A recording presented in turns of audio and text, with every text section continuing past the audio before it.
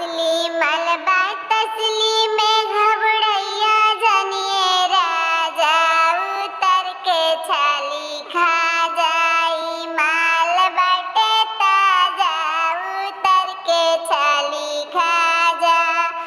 असली मलबा तसली में घबड़ैया जने राजा उतर के छाली खा जा। ई माल बाटे ताजा उतर के छाली खा जा।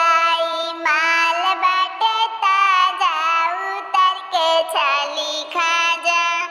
झिंगुर बोले झझकार जिया डोलेला हमार जिया जिया मोरे यार नई हरवे में जिया जिया मोरे यार नई हरवे में।